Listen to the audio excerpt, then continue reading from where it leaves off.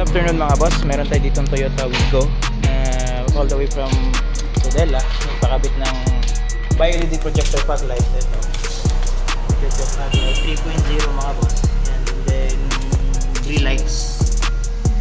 Yan, yung green lights. Ito Toyota Wigo nga pala. Yan. Ito yung output ng projector fog light. Yan, kita nyo yan kahit may araw. Yan. Ito dito mas makita dito. Yan mga boss, kita nyo yung tapon ng ilaw, napakalinis ang tapon niya.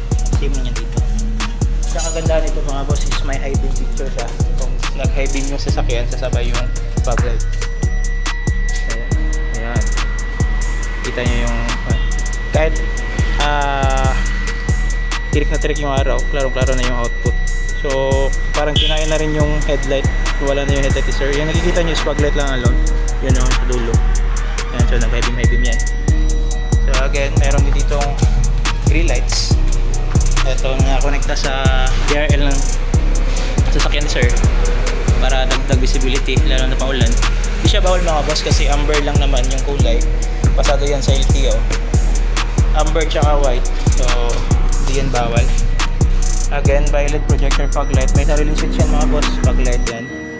Off yan. Tsaka yung DRL niya, off din yan. Sama ng park light. Wala tayong kinat na wire, plug and play lahat, tsaka yung bracket, DIY bracket, dahil yung Wigo talaga dito yan nakalagay yung mga bracket na hindi malok mga boss.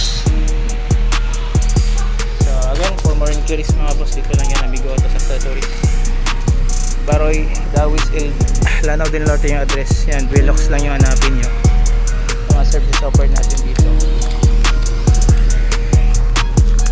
Ito siya, headlight, horns upgrade yan, fog lights, car stereo.